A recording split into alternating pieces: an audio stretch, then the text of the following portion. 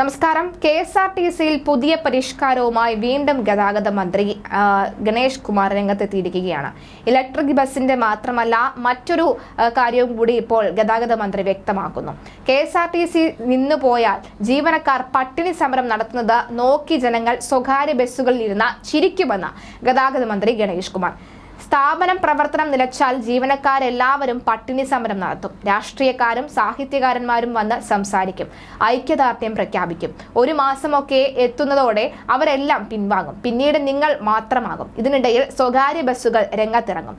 അതിൽ യാത്ര ചെയ്യുന്നവർ നിങ്ങളെ നോക്കി ചിരിക്കും. കുറച്ചു കഴിഞ്ഞാൽ നിങ്ങളെ നോക്കുന്നതും യാത്രക്കാർ നിർത്തും. ഇതാണ് ലോകം. ചെലവ് കുറയ്ക്കുന്ന ഡിപ്പോകൾക്ക് സമ്മാനം ഏർപ്പാടാക്കുമെന്നും മന്ത്രി പറയുകയാണ്. ചെലവ് ഏറ്റവും കുറയ്ക്കുന്ന ഡിപ്പോകൾക്ക് മന്ത്രിക്കൊപ്പം ഡിന്നർ കഴിക്കാൻ അവസരവും ലഭിക്കും. ക്യാഷ് പ്രൈസ് അടക്കമുള്ള സമ്മാനങ്ങളും ലഭിക്കുമെന്നും അദ്ദേഹം വാഗ്ദാനം ചെയ്യുകയാണ്. വൈദ്യുതി, വെള്ളം തുടങ്ങിയവയെല്ലാം ലാഭിക്കണം.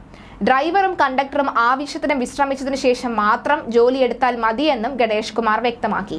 താൻ 2005 മന്ത്രിയായിരുന്ന കാലത്ത് സമയത്തിന് പെൻഷൻ കൊടുത്തിരുന്നു.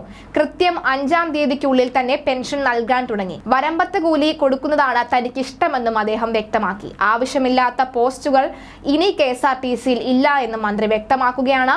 സിവിൽ വിങ് ഇനി വേണ്ട എന്നാണ് തീരുമാനം. KSRTCയുടെ വർക്കുകൾ ഇനി PWD ബിൽഡിംഗ് വിഭാഗം ചെയ്യും. KSRTCയിൽ മെക്കാനിക്കൽ എഞ്ചിനീയറിംഗ് പഠിച്ചവരാണ് സിവിൽ വിഭാഗം കൈകാര്യം ചെയ്യുന്നത് എന്ന് അദ്ദേഹം ചൂണ്ടിക്കാട്ടി.